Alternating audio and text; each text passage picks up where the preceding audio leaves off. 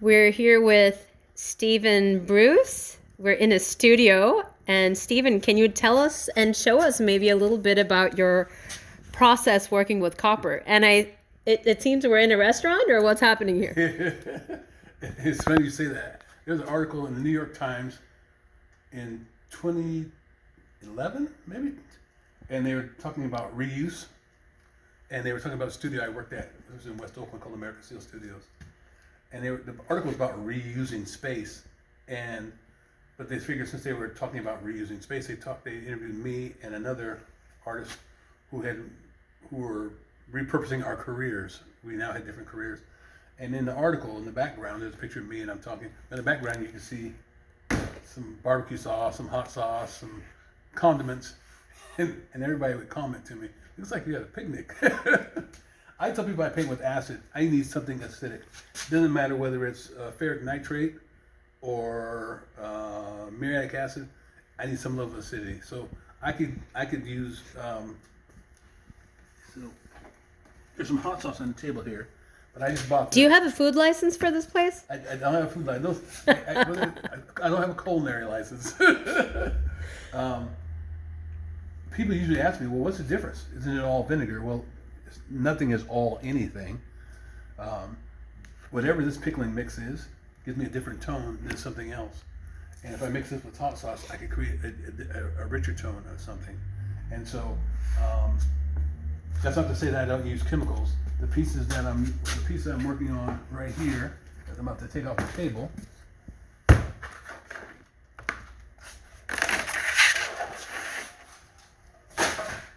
so this is all chemical, and it's ferric nitrate. It's muriatic acid and ammonium sulfate. So there's no pickle juice or hot sauce involved in this. But if you're looking at reds and browns and pinks and yellows, chances are I'm using some type of food acid. And so when I work here, these are my work trays, and you can kind of see.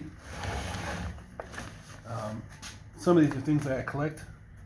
Some of these are things that, so this is Valentina hot sauce with pickled pepper and some pineapple juice and some garden mix. I usually don't have something of all those flavors, but I had a little bit of something left in each bottle. And so I thought, you know what, let's combine it into a super sauce, and one day I'll probably play with it and see what it does. Because each one, the pineapple juice does something different on its own, and so when you mix them, it's like anything else. You mix something with something else, you may not get the same exact response, and so. Do you taste them too? Never, because typically my stuff is like old. Like Yes, I was joking. I was joking. I have some kombucha down here from 2010. No, thank you. Are you offering me tea? Yeah. So can you demonstrate for us on maybe a little piece? Let's do this right here. Give me 1 second. Clear a little space. So this is something that I'm wanting to do for a second. So typically if I'm working in this space, this is a chemical table. That's usually my kind of organic table. I do that because underneath here, there's residue. And just by taking a piece of copper and sitting here and putting no chemicals on it whatsoever, the fumes from that eventually will actually start to manipulate the oxidation of this in a particular way. So Maybe we can we use some organic? Can we do a demonstration with organic acids? No? that's no fun. Okay, well, it's no fun. Okay, all right. It's too slow. It's too slow, all right. We're gonna do something kind of quick here. Very cool. What is that now? So I'm just getting my battery pack for my sander. Okay. So one of the things I do, I need to rough up the metal a little bit so that it etches a little faster. And if I do that... Is it so that the chemical reaction will go faster? Yeah, because typically on the metal, that shiny stuff is actually that's not normal. That's something, that's a film that's put on there. And that's put on there so that the metal continues to look pretty all through, in the hardware store. But we want that off. So I will take it typically.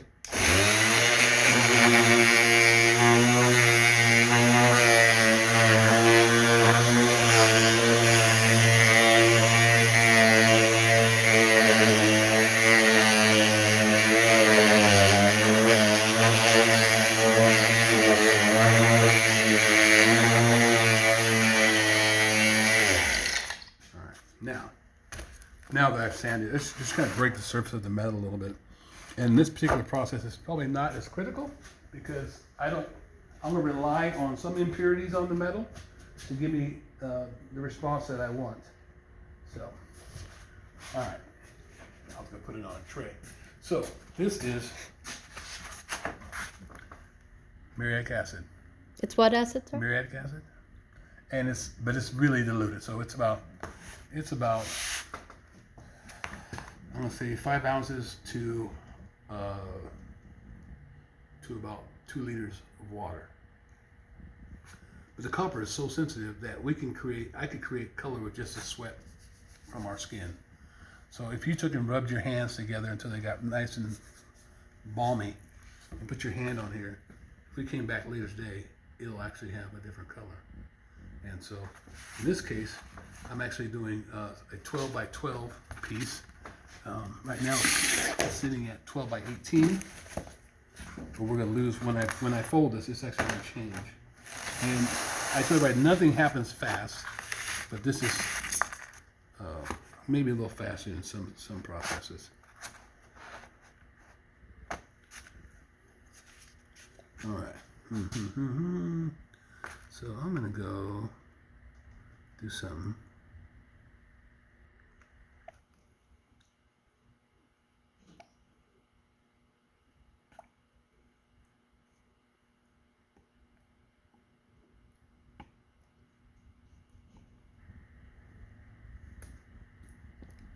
What part of nature is going through your mind as you do this? This sounds crazy. Ultimately, I want it to look like an underwater kind of plant. And it's funny because I don't know that there's an underwater plant that looks like this, but it's in my imagination. If you create it, maybe it exists. Remember this. I'm a firm believer in nothing is.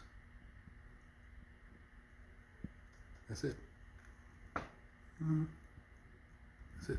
Now, we can't see anything happening, but if within 5 minutes, this will start looking. You'll start seeing shadows.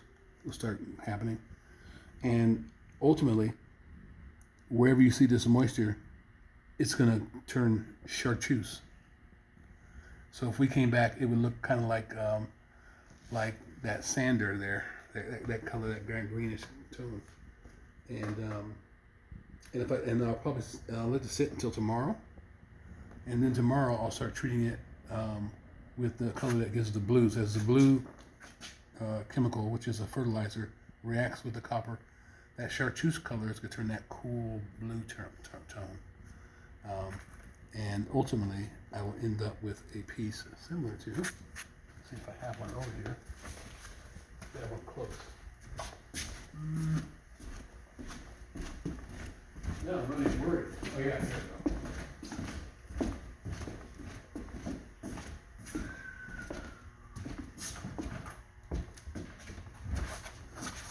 So it'll end up looking something like this. Is that using the same chemical you were using just now? Same chemicals. You could actually see a little bit of the kind of greenish yellow undertone there. Beautiful. Yeah. So that's what I'm looking to do a series of about 12 of these. So these are recent then? Yes, I just did these. So yeah, like I said, people know that I have friends that say big blue paintings, but I haven't done anything like this in this size. So I thought I'd create some pieces in that size. When I'm on the road doing the Skidmore project, I wanted to have pieces that are a little more accessible for people. If somebody wanted to buy a piece, they feel like they want to support. And so having a series of those, available. So hopefully between today and I leave next Friday, they will be done and finished and documented and photographed, all that good stuff. Thank you.